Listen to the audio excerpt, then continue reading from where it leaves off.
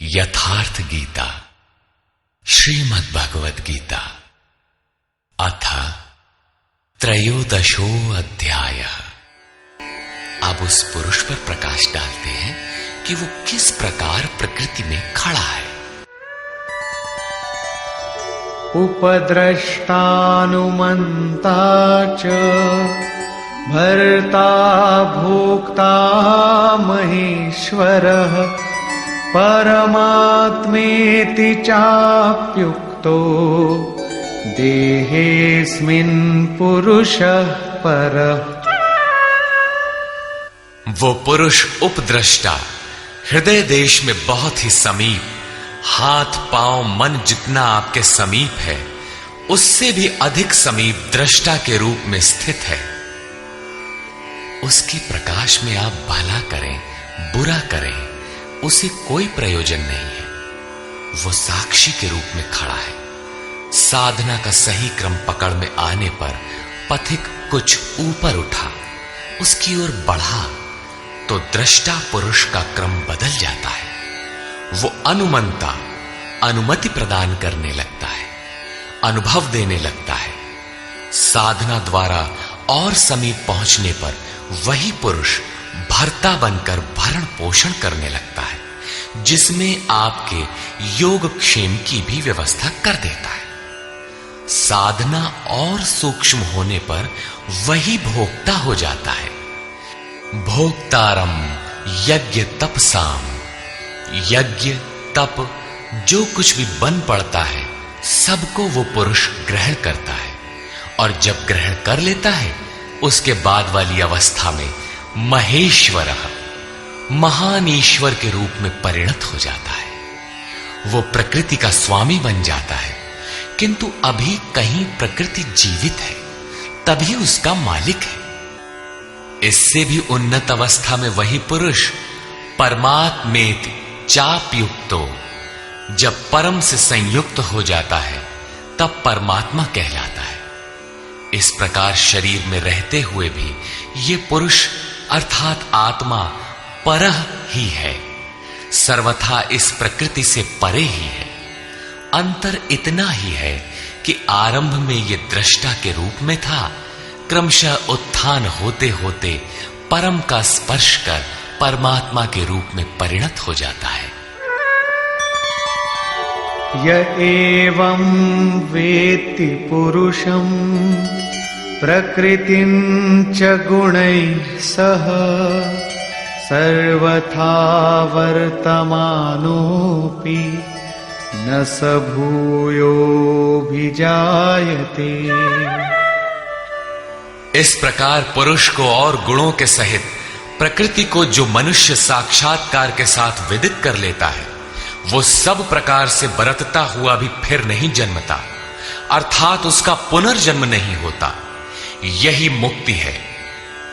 अभी तक योगेश्वर श्री कृष्ण ने ब्रह्म और प्रकृति की प्रत्यक्ष जानकारी के साथ मिलने वाली परम गति अर्थात उसका पुनर्जन्म से निवृत्ति पर प्रकाश डाला, और अब वे उस योग पर बल देते हैं जिसकी प्रक्रिया है आराधना, क्योंकि इस कर्म को कार्य रूप दिए बिना कोई पाता नहीं।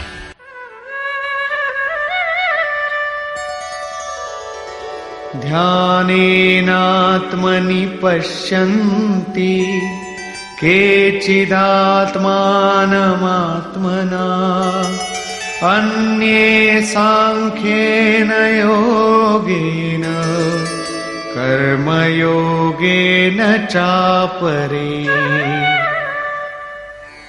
हे अर्जुन, उस आत्मानम परमात्मा को कितने ही मनुष्य तो आत्मना अपने अंतर चिंतन से ध्यान के द्वारा आत्मनि हृदय देश में देखते हैं, कितने ही सांख्य योग के द्वारा अर्थात अपनी शक्ति को समझते हुए उसी कर्म में प्रवृत्त होते हैं, और अन्य बहुत से उसे निष्काम कर्म योग द्वारा देखते हैं, समर्पण के साथ उसी नियत कर्म में प्रवृत्त होते हैं। प्रस्तुत श्लोक में मुख्य साधन है ध्यान। उस ध्यान में प्रवृत्त होने के लिए सांख्य योग और निष्काम कर्मयोग 2 धाराएं हैं। अन्ये त्वेवमजानन्तः श्रुत्वान्येभ्य उपासते तेऽपि चातितरन्त्येव मृत्युं श्रुतिपरायणा। परंतु दूसरे जिनको साधना का ज्ञान नहीं है, वे इस प्रकार न जानते हुए अन्येभ्यः, दूसरे जो तत्व के जानने वाले महापुरुष हैं, उनके द्वारा सुनकर ही उपासना करते हैं, और वे सुनने के परायण हुए पुरुष भी मृत्यु रूपी संसार सागर से निसंदेह तर जाते हैं। अतः कुछ भी पार न लगे तो सत्संग करें। यावत् संजायते किंचित् सत्वं स्थावरजंगमम् क्षेत्र क्षेत्रज्ञ संयोगात् तद्विद्धि भरतर्षभ। हे अर्जुन, यावन मात्र जो कुछ भी स्थावर जंगम वस्तुएं उत्पन्न होती हैं, उन संपूर्ण को तू क्षेत्र और क्षेत्रज्ञ के संयोग से ही उत्पन्न हुई जान। प्राप्ति कब होती है, इस पर कहते हैं समं सर्वेषु भूतेषु तिष्ठन्तं परमेश्वरं विनश्यत्स्व विनश्यन्तं यः पश्यति स पश्यति। जो पुरुष विशेष रूप से नष्ट होते हुए चराचर सभी भूतों में नाश रहित परमेश्वर को संभाव से स्थित देखता है, वही यथार्थ देखता है। अर्थात उस प्रकृति के विशेष रूप से नष्ट होने पर ही वो परमात्म स्वरूप है, इससे पहले नहीं। इसी पर पीछे अध्याय 8 में भी कहा था, भूत भावोद्भव करो विसर्गः कर्म संज्ञितः। भूतों के वे भाव जो भले अथवा बुरे कुछ भी संस्कार संरचना करते हैं, उनका मिट जाना ही कर्मों की पराकाष्ठा है। उस समय कर्म पूर्ण है। वही यहां भी कहते हैं कि जो चराचर भूतों को नष्ट होते हुए और परमेश्वर को समभाव से स्थित देखता है, वही सही देखता है।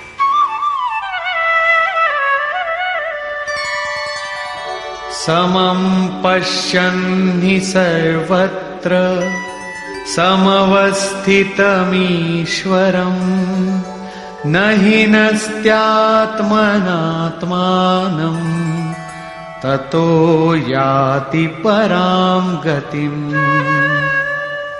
क्योंकि वो पुरुष सर्वत्र समभाव से स्थित परमेश्वर को समान अर्थात जैसा है वैसा ही समान देखता हुआ अपने द्वारा स्वयं को नष्ट नहीं करता, क्योंकि जैसा था वैसा उसने देखा, इसलिए वो परम गति को प्राप्त होता है।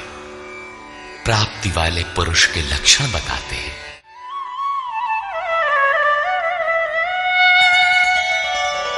प्रकृत्यैव च कर्माणि क्रियमाणानि सर्वशः यः पश्यति तथात्मानम् अकर्तारं स पश्यति।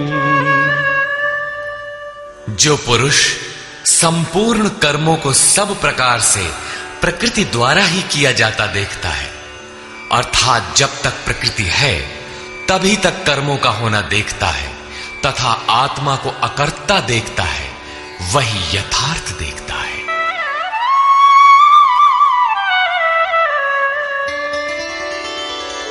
यदा भूत पृथग् भावम् एकस्थमनुपश्यति तत एव च विस्तारम् ब्रह्म संपद्यते तदा।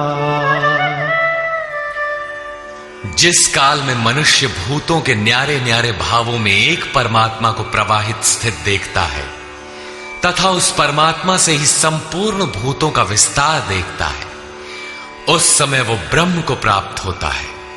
जिस क्षण ये अवस्था आ गई उसी क्षण वो ब्रह्म को प्राप्त होता है। ये लक्षण भी स्थित प्रज्ञ महापुरुष का ही है।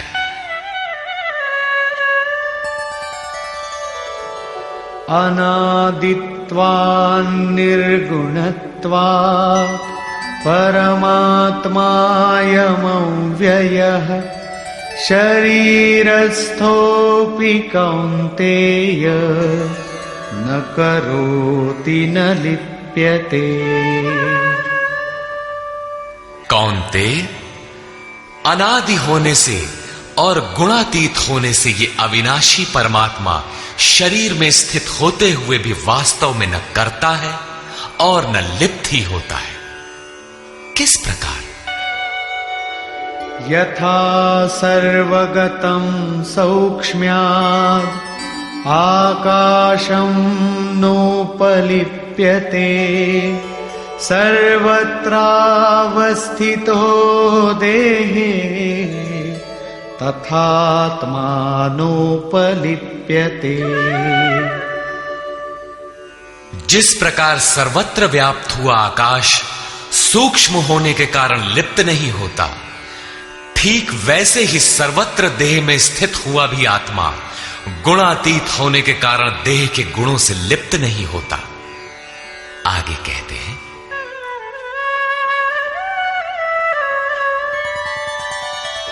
यथा प्रकाशयत्येकः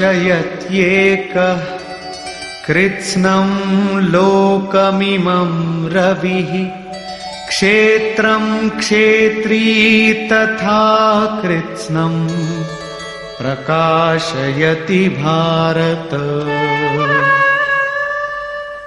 अर्जुन, जिस प्रकार एक ही सूर्य संपूर्ण ब्रह्मांड को प्रकाशित करता है, उसी प्रकार एक ही आत्मा संपूर्ण क्षेत्र को प्रकाशित करता है। अंत में निर्णय देते हैं, क्षेत्र क्षेत्रज्ञयोरेवम् अंतरं ज्ञान चक्षुषा भूत प्रकृति मोक्षं च ये विदुर्यान्ति ते परम्।